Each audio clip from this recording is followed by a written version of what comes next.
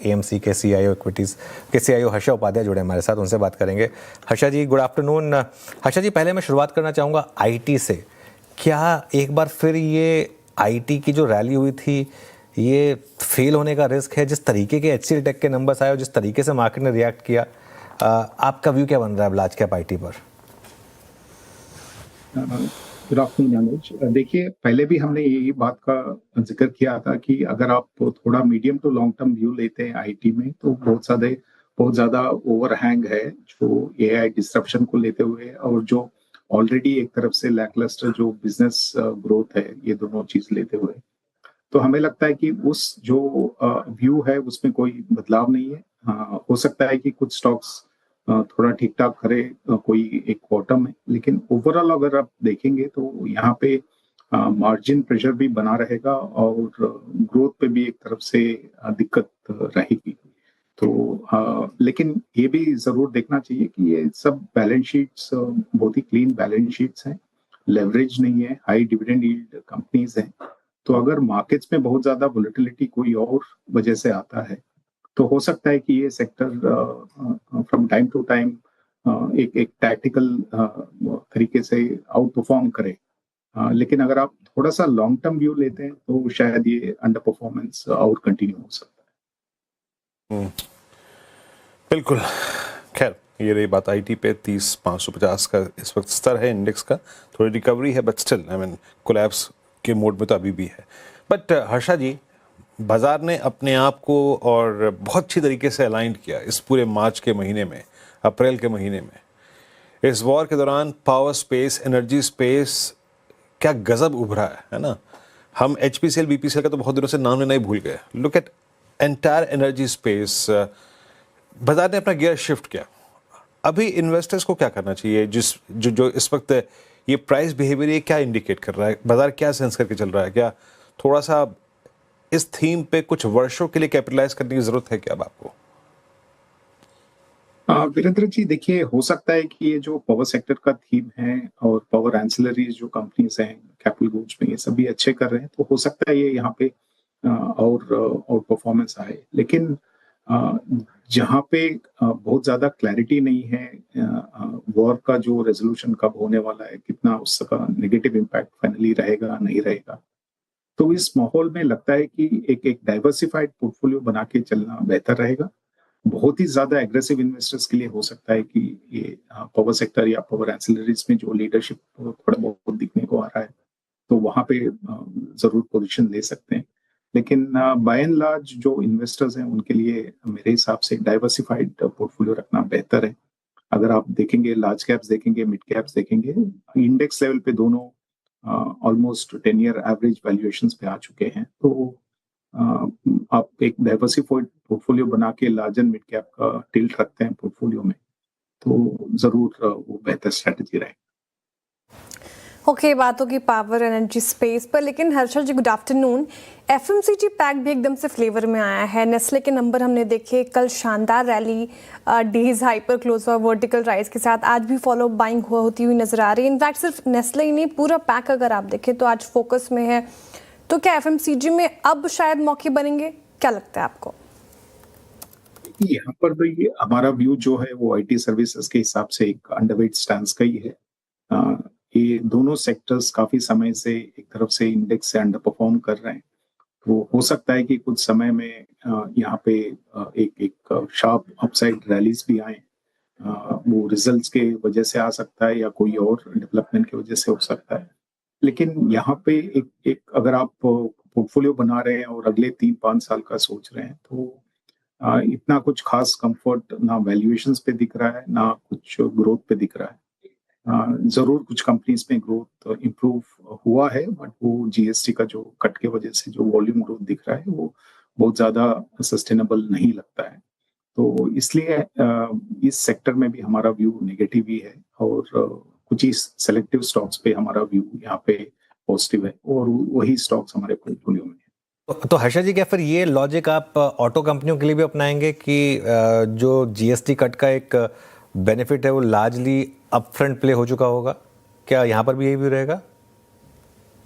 वहाँ पे शायद वो और थोड़ा कंटिन्यू होना चाहिए, क्योंकि वो डिस्क्रिशनरी गेम है, और जब तक अफोर्डेबिलिटी में कोई बदलाव नहीं आता है तो वहाँ पे एक तरफ से वो टेलविंड कंटिन्यू होना चाहिए।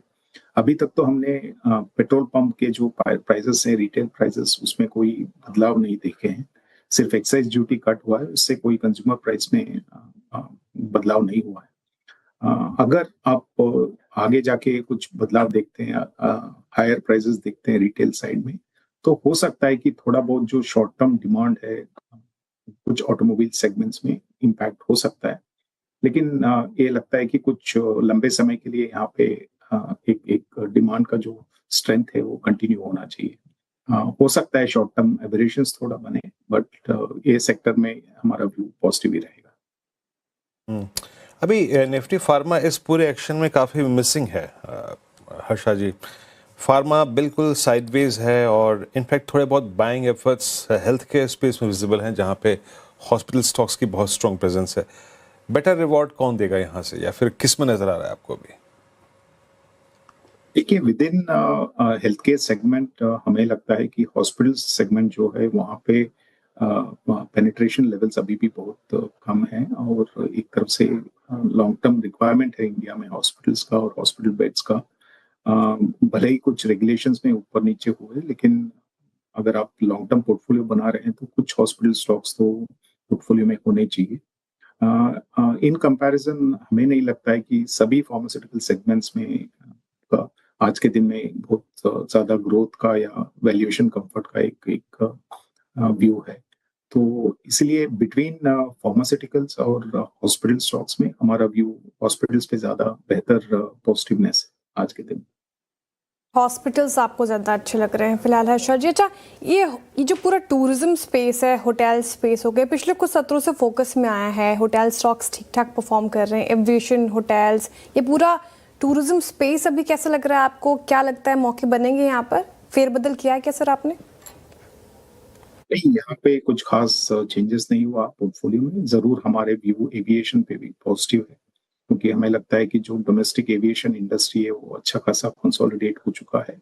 अभी तक तो यहाँ पे एक अच्छा सा टेलविंड था, जहाँ पे क्रूड ऑयल प्राइसेस भी बिनाइन थे, तो कॉस्ट साइड में भी एक तरफ से एक पॉजिटिव इम्पैक्ट था, लेकिन वो चला गया है शॉर्ट टर्म में। लेकिन जरूर हमें लगता है कि अगर एक रेजोल्यूशन आ जाता है इजराइल यूएस ईरान वॉर का, तो फिर से क्रूड नीचे आना चाहिए।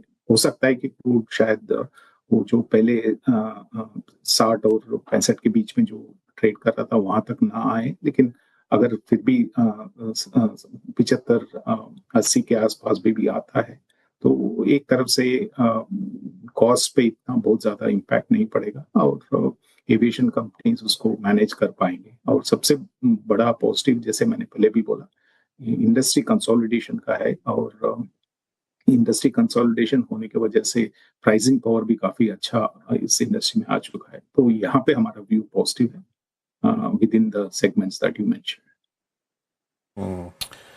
अच्छा, एक स्पेस हर्षा जी जिसने इवन दिसंबर 25 तक बहुत स्ट्रॉन्ग मूव दिया, और इनफैक्ट लास्ट अगर आप कुछ वर्षों को देखें जिसमें 23, 24, 25 में इंश्योरेंस स्टॉक्स में HDFC लाइफ, SBI लाइफ, मैं हालांकि आपसे कमेंट स्टॉक स्पेसिफिक अपेक्षित नहीं कर रहा हूँ, बट अच्छा मूव था। लेकिन इस बार प्राइस डैमेज भी एग्रेसिव है, बहुत ज़्यादा एग्रेसिव प्राइस डैमेज है। मेरे ख्याल से कुछ इंस्टेंसेस में प्राइस डैमेज 35% है।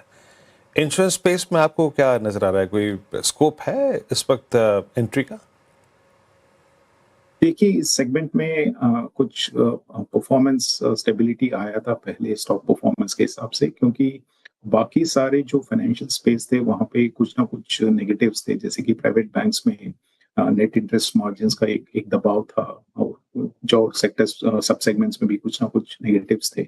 तो उस टाइम पे लग रहा था कि अगर फाइनेंशियल्स में एक पोजीशन बनाना है तो लाइफ इंश्योरेंस बेहतर रहेगा। तो इसीलिए काफी इंक्रीमेंटल जो अलोकेशन हुआ था वो शायद लाइफ इंश्योरेंस कंपनीज पे हुआ था। लेकिन तभी भी हमारा व्यू यही था कि यहाँ पे एक रेगुलेटरी हेडविंड है, कभी भी वो रेगुलेटरी हेडविंड प्ले आउट हो सकता है, और जब आपको बाकी दूसरे सब सेगमेंट्स में पॉजिटिव्स नजर आएंगे तो यहाँ से फिर पैसा निकल के फाइनेंशियल्स के दूसरे सब सेगमेंट्स में जा सकता है, ये हमारा व्यू था।